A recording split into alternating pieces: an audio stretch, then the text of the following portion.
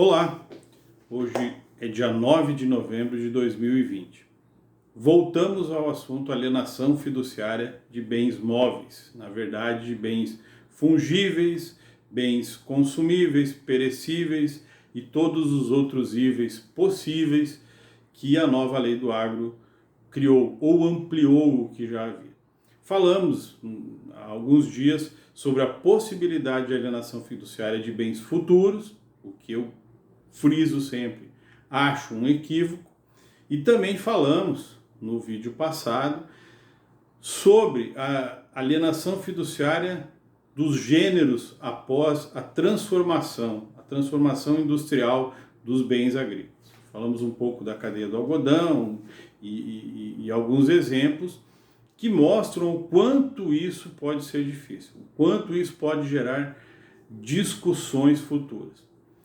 E hoje falaremos brevemente sobre o parágrafo 3º. Tínhamos falado do parágrafo 1º, do parágrafo 2º do artigo 8º da Lei 8929 de 94, que trata especificamente da CPR, e que foi incluído esse parágrafo pela 13986, que é a conhecida como Lei do Agro. Bem, o que diz esse parágrafo 3º? Esse parágrafo 3º diz que, havendo necessidade de busca e apreensão dos bens dados em garantia de alienação fiduciária, serão aplicadas as regras do artigo 3º e seguintes do Decreto 911 de 1969. Esse decreto, para quem é do meio, é famosíssimo, né?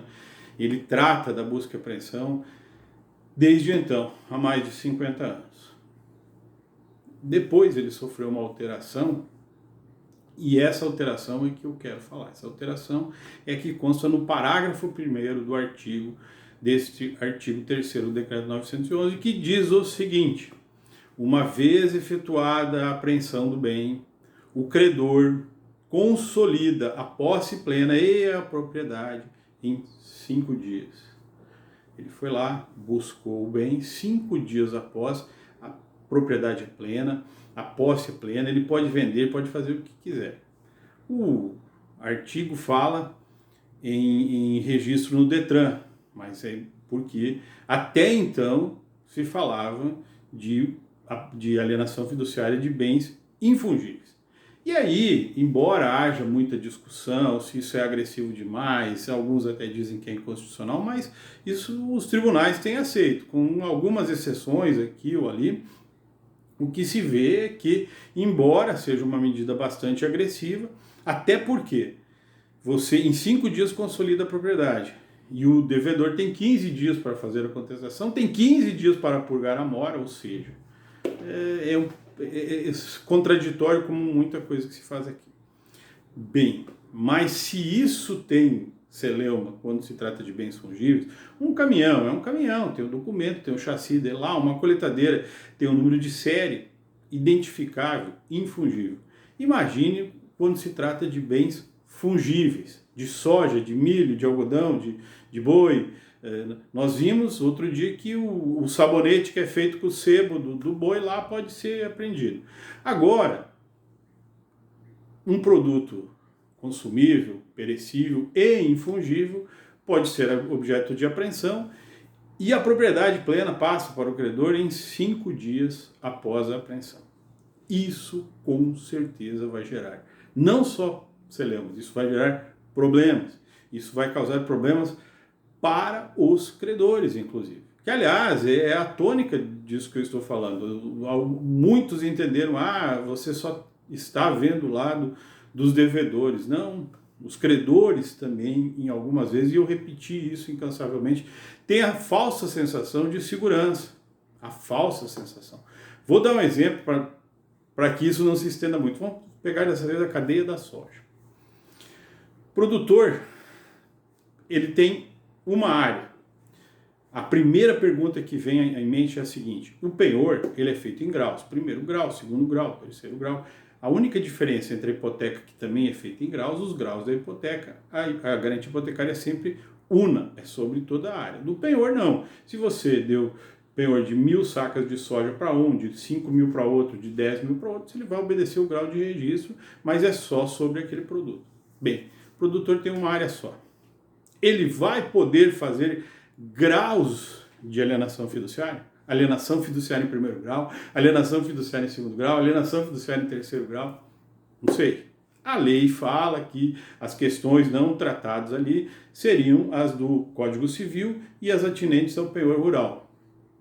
Mas que é esquisito alienação fiduciária de segundo grau.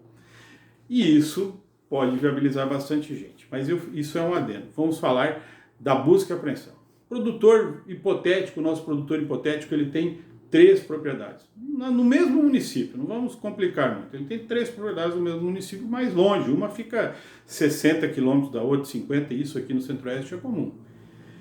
Pois bem, ele vai e dá em alienação fiduciária a propriedade A para o credor A, a propriedade B para o credor B e a produção, lógico, da propriedade C para o credor C. São 3 propriedades, 3 credores diferentes com alienação fiduciária dos grãos. Bem, as propriedades A e a propriedade C, exemplificativamente, produziram bem e deu tudo certo. A propriedade B, na semana da colheita, deu uma chuva de pedra e acabou com a lavoura. O que não é assim tão absurdo, embora não seja tão corriqueiro. Mas, para o nosso exemplo ficar claro, a propriedade A produziu, a propriedade C produziu, a propriedade B não produziu. Ele tem um armazém que ele traz o produto de todas as fazendas para aquele armazém. O credor da propriedade B, sabendo que não produziu soja, vendo que não irá receber a sua conta, ele vai lá e faz a busca e apreensão da soja. Chega no armazém e terá soja da propriedade A e da propriedade C. Mas soja não tem marca, soja é fungível. Aí ele fará a busca e apreensão, vai lá, 5 dias depois a soja foi para Paranaguá, já embarcou, foi para a esmagadora, já virou óleo, já virou farelo. Ele já concretizou a propriedade plena, já vendeu, já fez dinheiro e vai. Aí que vão correr os prazos para o devedor. E os credores daqui? O credor A e o credor C. Eles podem provar que a soja saiu das propriedades que eles tinham garantia de alienação fiduciária. Pode com nota de transporte, o produtor, se ele tiver um armazém centralizado, ele tem que ter a nota de depósito que veio desta fazenda, ok. Mas a soja já foi. Ela já se consolidou na propriedade daquele outro credor. E é normal que assim seja, porque é um bem fungível, estava lá dentro, eu pego. Então, esse é só um exemplo das dezenas, das centenas de situações que podem ocorrer no mundo real, que parece que foi esquecido, falo novamente, pela Lei 13.986 em muitos momentos. Esse é um deles.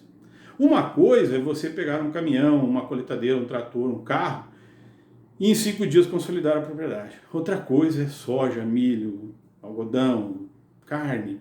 É diferente. São cadeias diferentes. E aí que eu falo, esse credor B recebeu agora, o A talvez sofreu prejuízo, ou o C sofreu algum prejuízo, mas daqui a pouco no outro produtor as situações se inverteram. Então os credores, eles também poderão sofrer com isso. O produto deles também pode ir, porque quando colocou lá dentro no monte, é produto, não importa de onde veio. Depois que provar, e aí, se quem fez a primeira busca e apreensão vamos falar da soja, se alguém do ABCD da soja, aí beleza, tranquilo, responde. E se alguém, uma trade pequena aqui, uma cerealista pequena, então eu acho, volto a falar que não se pensou em como colocar isso na prática. Essa questão de você levar aos gêneros, quantas transformações forem, pelo menos não há limitação na lei, essa questão de fazer a busca, de aplicar o mesmo dispositivo que se aplica a bens infungíveis é muito perigoso.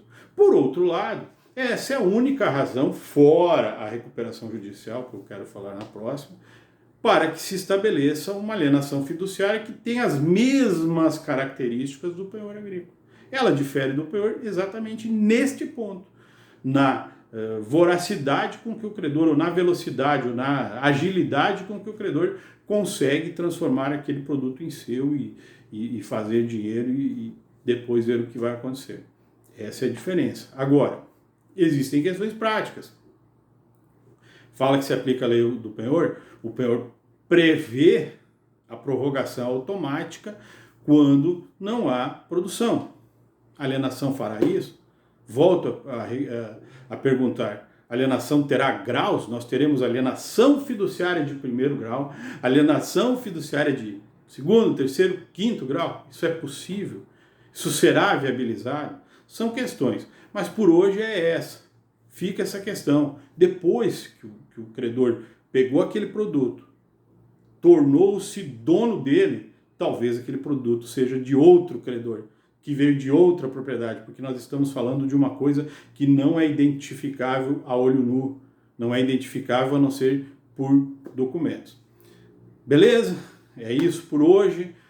E na próxima vamos sair um pouquinho dessa questão de alienação fiduciária, que o pessoal já está meio reclamando que é só isso. Mas é que é um assunto que, anotem, vai dar muito o que falar. Boa noite.